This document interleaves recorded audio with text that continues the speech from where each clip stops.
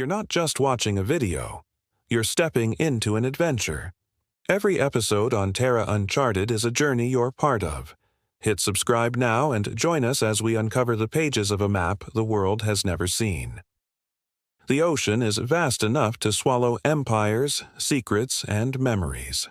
For centuries, sailors told stories of ships that vanished without a trace, of voices whispering through the fog, of bells that tolled from nowhere. The crew of the Resolute had heard these legends before. They were explorers, divers, men and women hardened by salt, pressure, and the endless unknown. But nothing, no ghost ship, no abyssal trench, no storm, had prepared them for what waited beneath the waves in the ruins of the cathedral. At first, the phenomenon seemed explainable. The bell was nothing more than a trick of sound, they argued. A resonance carried by currents, perhaps the echo of distant undersea volcanic activity. Scientists had documented stranger things. Yet, the longer they remained anchored above the site, the harder it was to hold on to reason.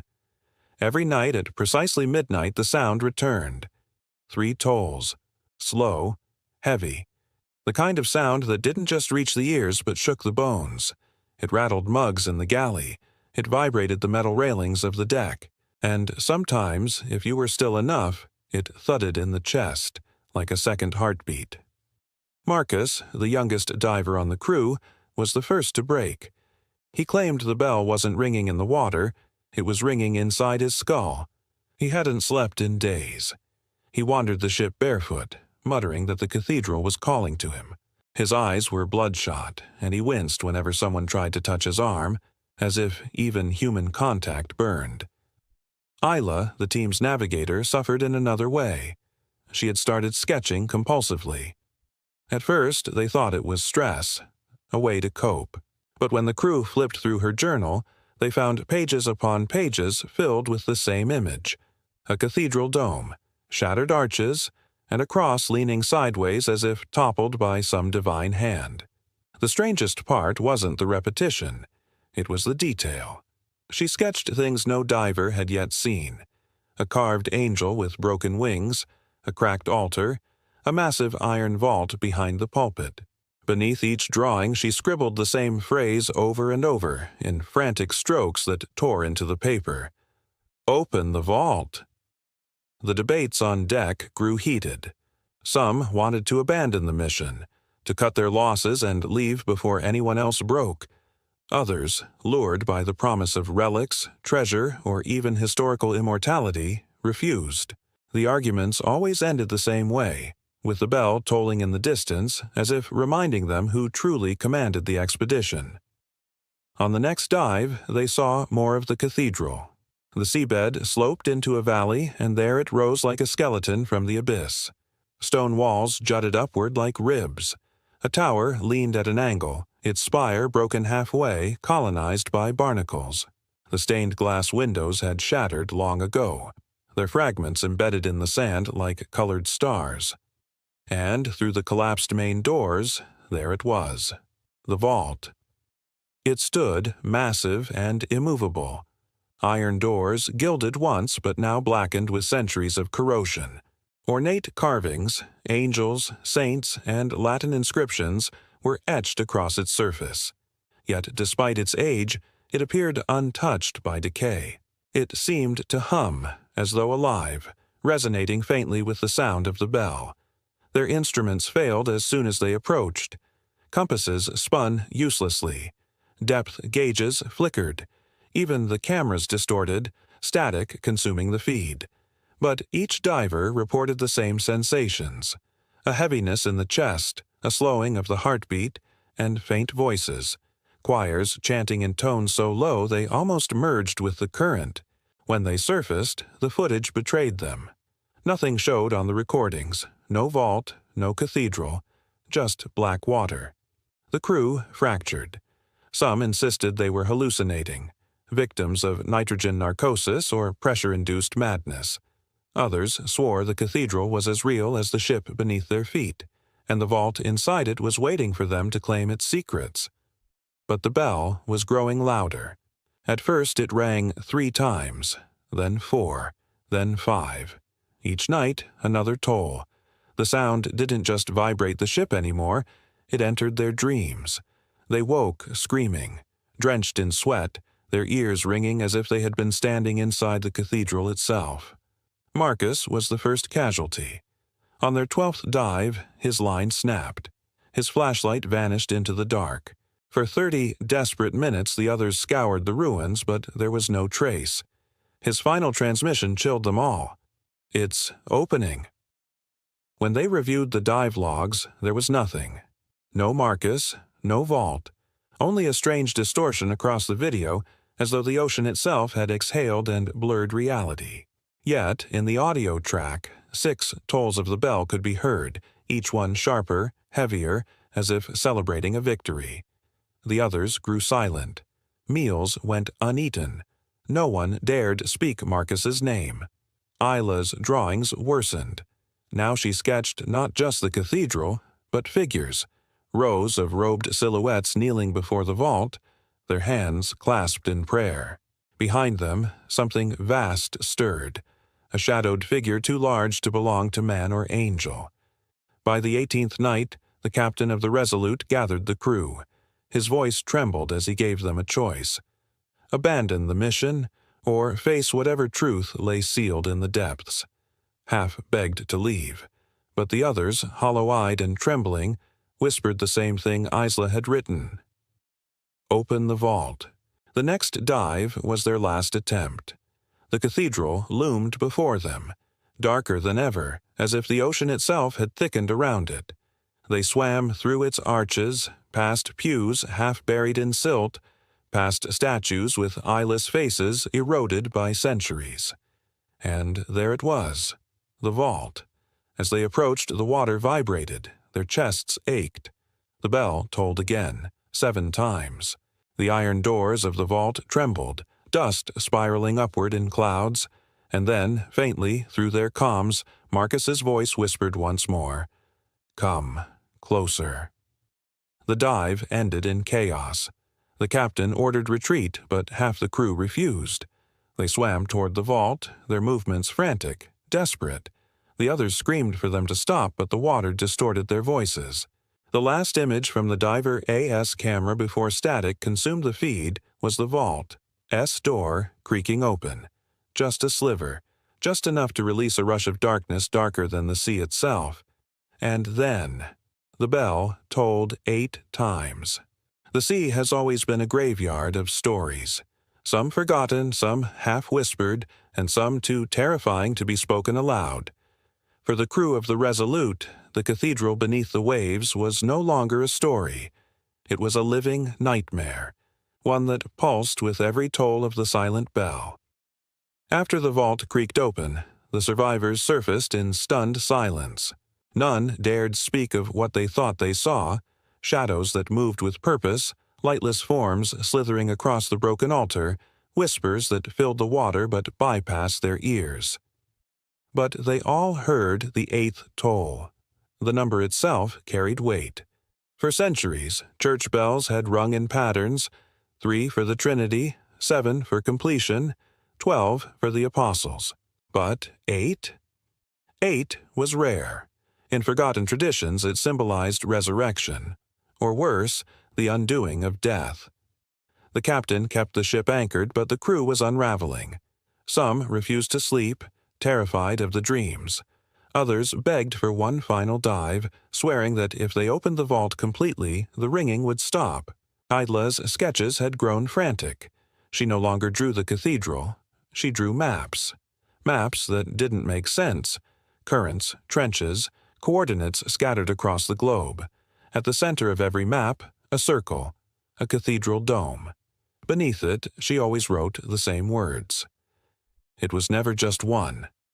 Marcus's voice returned on the 13th night. Clearer than before, carried not through the comms, but through the ship's intercom, though no one was near the controls. "It's waiting. You open the door. You must finish." The captain tried to shut it down. He disabled the power. He ripped out wires.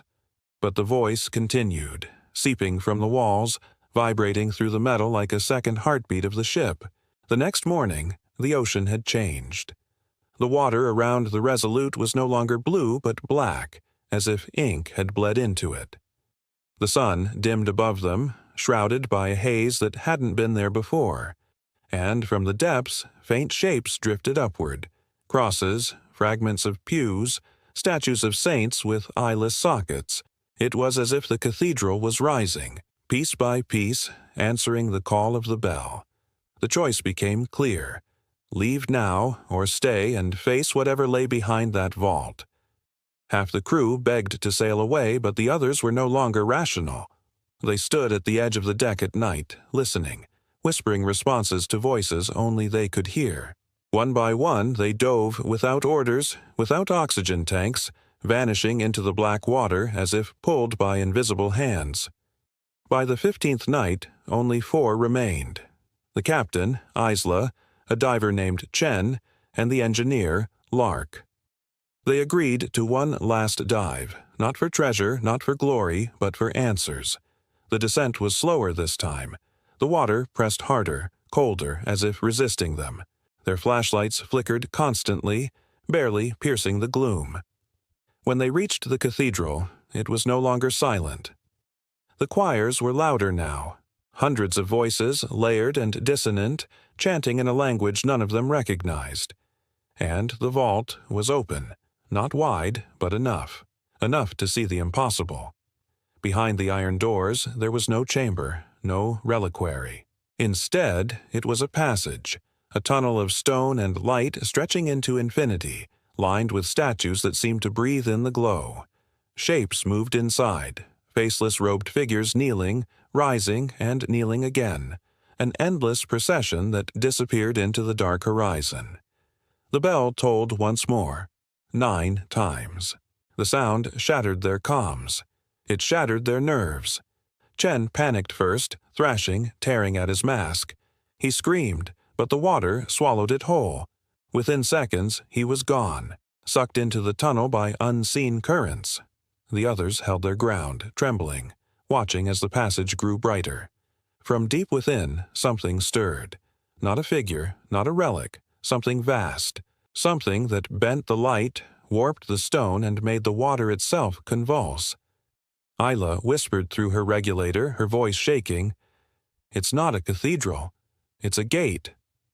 Lark grabbed her arm, shaking his head violently. But even he couldn't deny the truth. The carvings on the vault were not prayers. They were seals, warnings. The cathedral hadn't been built to worship. It had been built to contain. The captain tried to retreat, but the current grew too strong. Their bodies were dragged closer to the opening. The chanting grew deafening. And then, for a brief moment, they saw it. Eyes. Not human. Not animal. Eyes so massive they dwarfed the cathedral itself, glowing faintly through the vault's crack. One opened, then another, then dozens more, blinking awake after centuries of slumber. The bell tolled again. 10.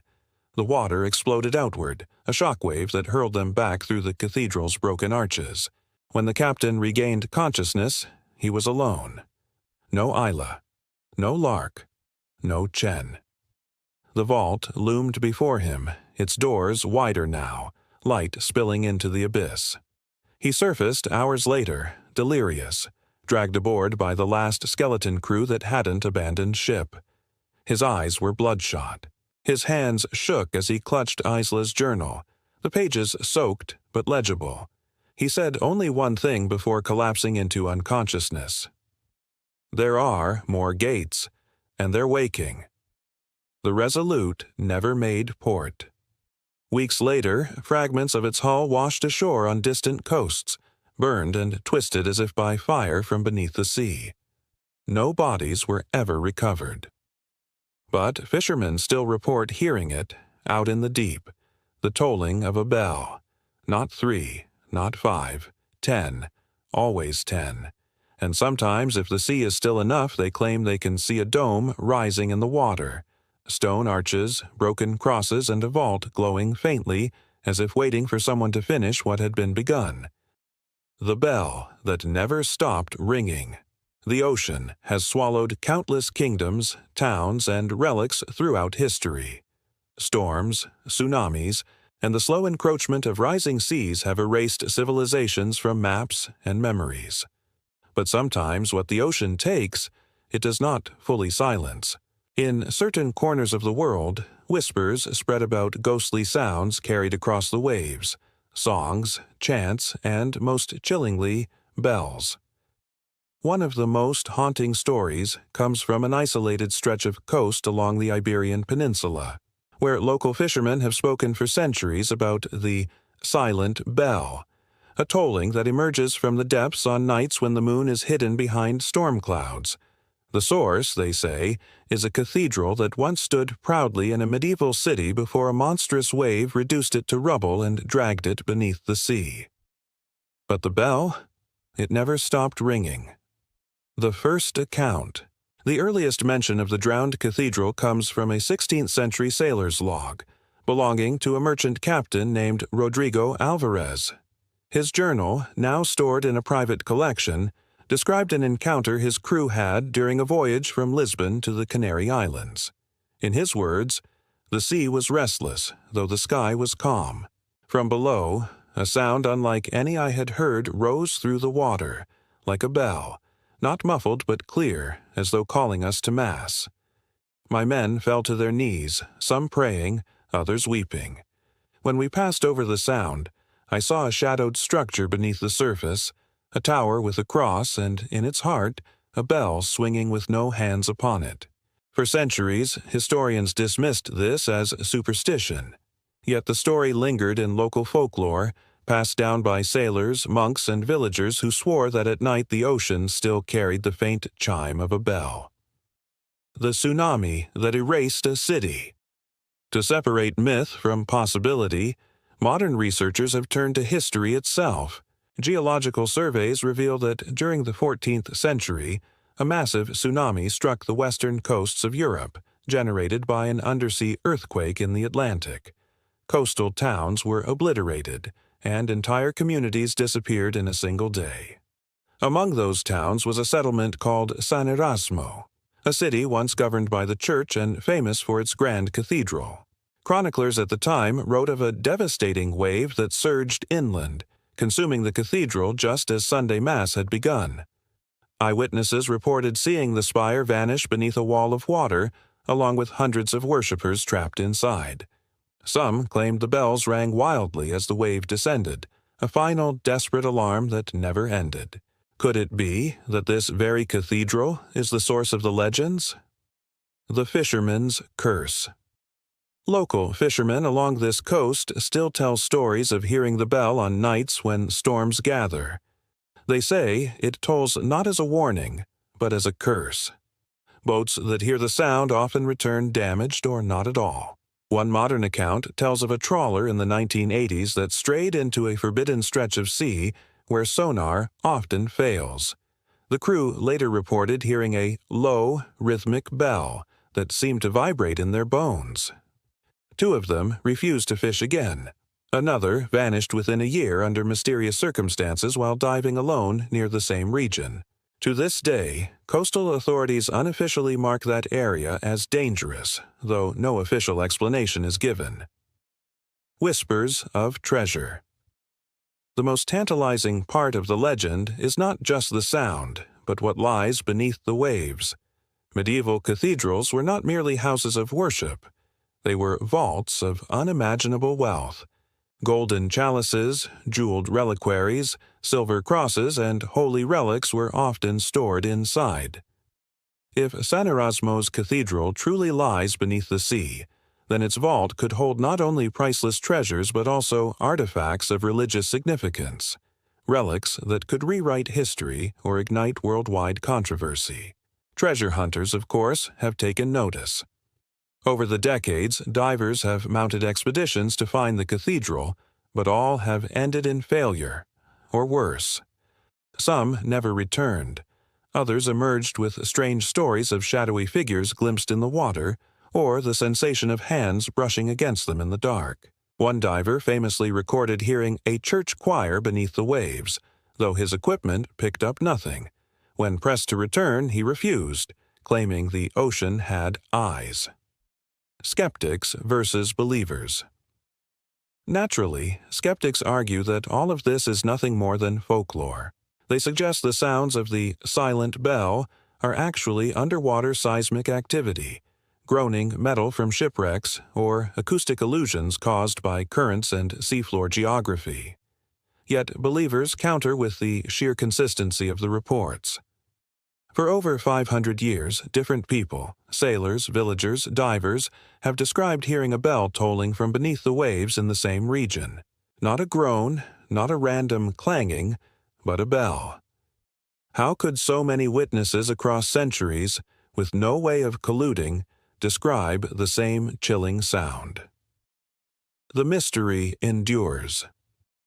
Today, the legend of the silent bell remains one of the most enduring maritime mysteries in Europe. Archaeologists and marine explorers continue to debate whether San Erasmo's cathedral could be located and studied, or if the sea has claimed it forever. But one thing is certain. When the fog rolls in and the winds rise, those who live by the coast still pause to listen. Some say they can hear it faintly, carried on the tide, a single bell tolling, calling, waiting. And if you ever find yourself on that haunted shore, ask yourself, is it simply the sea playing tricks, or is a cathedral beneath the waves still ringing for the souls it claimed centuries ago? Descent into the drowned cathedral. For centuries, the legend of the silent bell lingered like sea mist, half believed and half dismissed. But in the age of sonar, deep-sea drones, and advanced diving suits, myth often collides with science.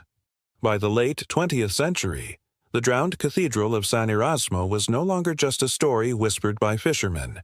It became a target for explorers hungry for truth, fame, or fortune. The Expedition. In 1998, a multinational team of marine archaeologists announced an ambitious plan to survey the region long associated with the silent bell. Funded partly by a private collector and partly by a European university, the expedition aimed to map the seafloor and, if possible, locate structural remains. Dr. Elena Marquez, the project's lead archaeologist, told reporters, "If the accounts are true, this would be the only intact medieval cathedral preserved underwater. It would be a time capsule of religion, art, and tragedy. But we are also cautious. The ocean does not give up its secrets easily." The team brought state-of-the-art sonar, submersible drones, and diving equipment capable of withstanding depths of 200 meters. On the third day, sonar picked up something unusual, a cluster of rectangular and arched shapes that did not resemble natural formations. Excitement swept through the team.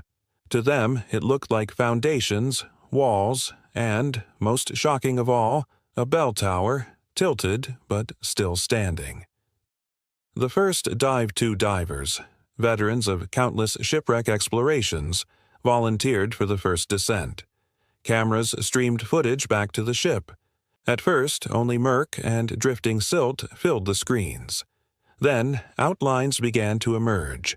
Stone arches covered in barnacles, a doorway partially collapsed, and carved pillars still standing despite centuries underwater. As the divers entered what seemed to be the nave of the cathedral, viewers on the ship held their breath. Statues of saints leaned at broken angles, their faces worn smooth by the tide. A stone altar lay cracked in two, scattered with coral. And then came the sound. The divers froze. Over the communication line, one whispered, "Do you hear that?" It was faint but undeniable. A slow, rhythmic tolling, like metal striking metal. A bell. Yet their instruments detected nothing. No vibrations, no acoustic readings, nothing to explain the sound. Back on the ship, half the crew dismissed it as imagination or nerves. But the divers swore the bell was real, vibrating in their skulls with every toll. The journal fragment. Among the cathedral's ruins, one of the divers discovered something extraordinary. A waterlogged but partially preserved book, wedged between two stones near the altar. Later analysis revealed it to be part of a priest's journal. The final entry, written in hurried Latin, seemed to describe the tsunami. The sea has risen. The bell rings without hands. The faithful cry out but cannot flee. The Lord's house trembles.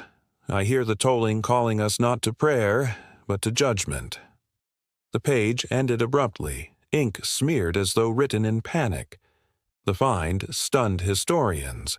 Not only did it confirm San Erasmo's existence, it also hinted at something more, an unnatural phenomenon tied to the bell itself.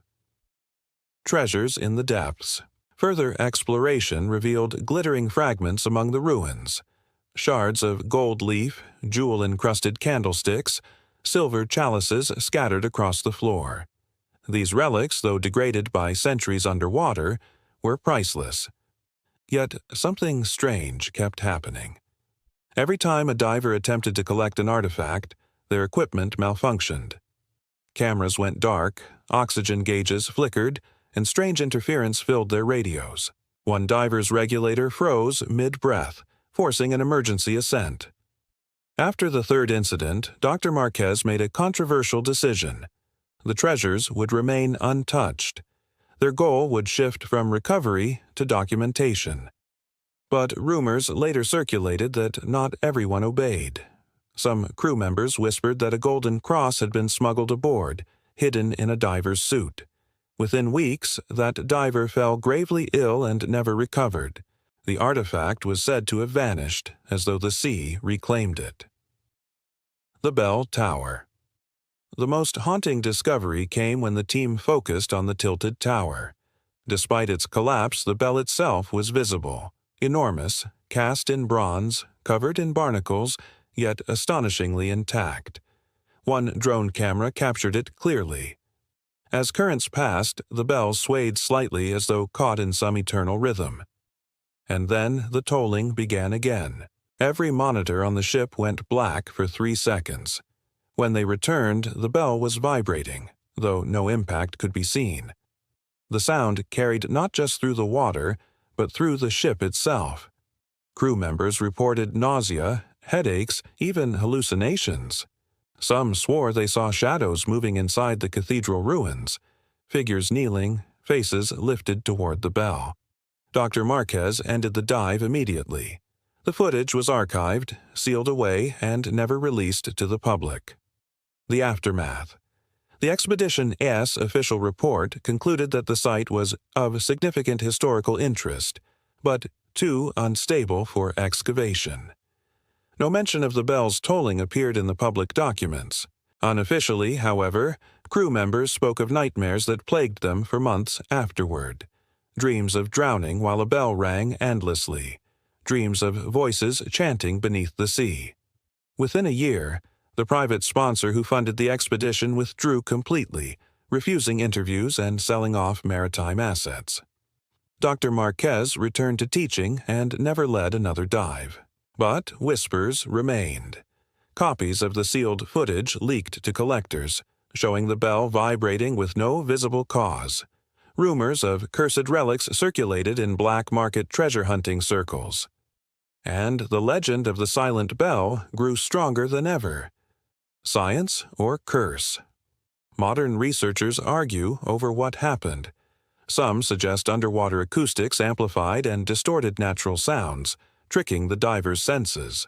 Others claim the cathedral's bell, preserved in unusual conditions, might still sway with currents, creating a resonance that carries unnaturally far. Yet believers insist it is no accident. To them, the bell of San Erasmo was cursed from the moment it tolled during the tsunami, trapping the souls of the drowned congregation. Its ringing is not just sound, it is a call from the dead. And if that is true, then any attempt to claim the treasures of the drowned cathedral risks far more than malfunctioning equipment. It risks summoning the wrath of something the sea itself refuses to silence.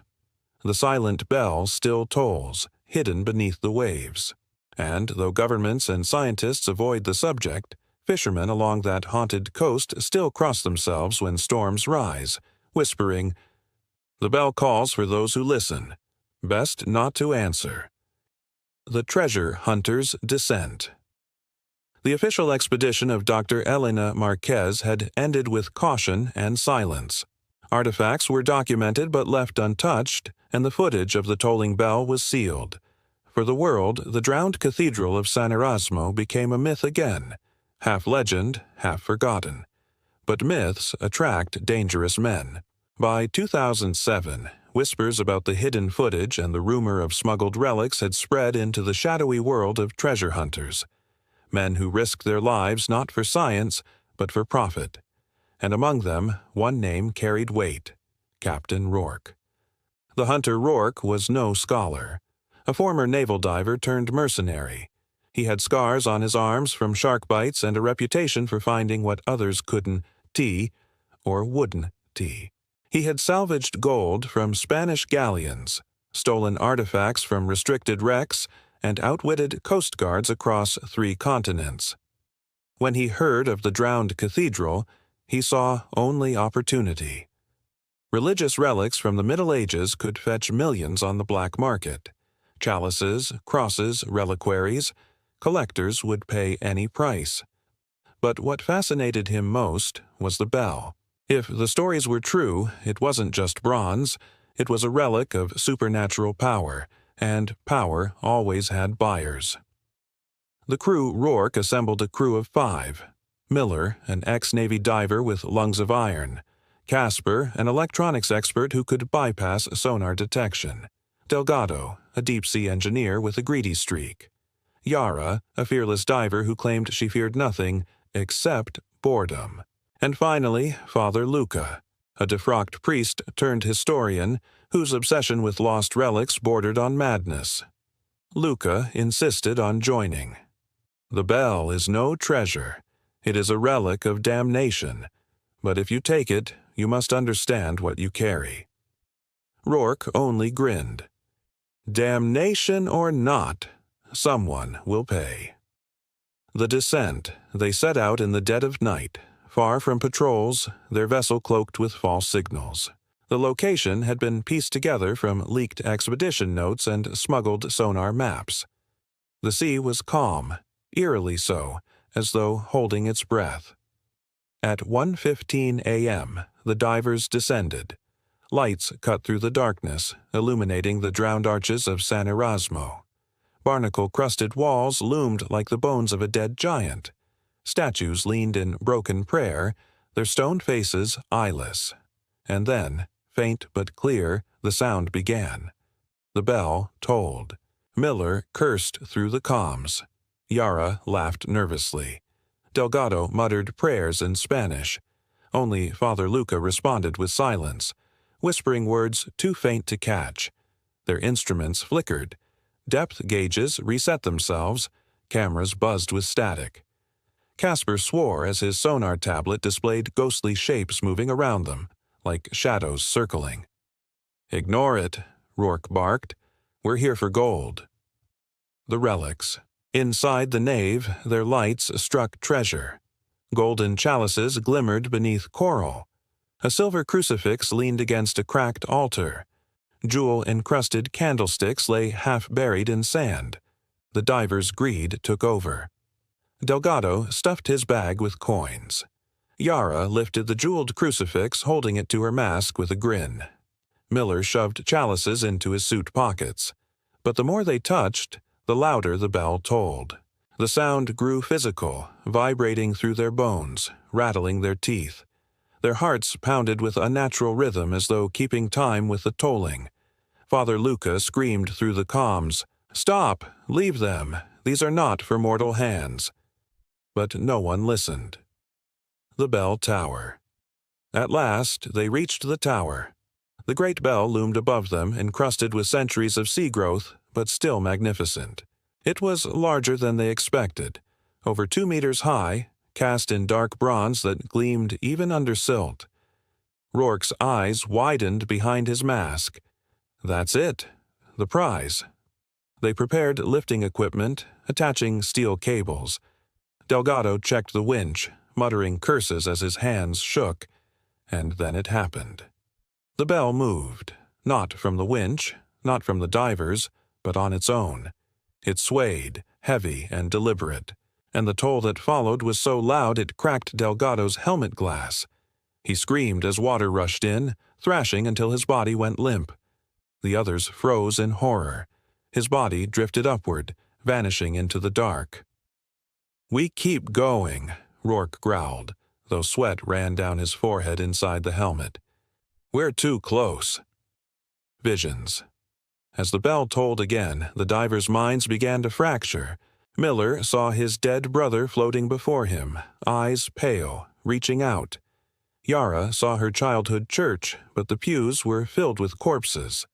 Casper screamed that something was inside his suit, clawing at his skin. Father Luca alone did not resist. He fell to his knees on the seafloor, arms spread wide, chanting prayers in Latin.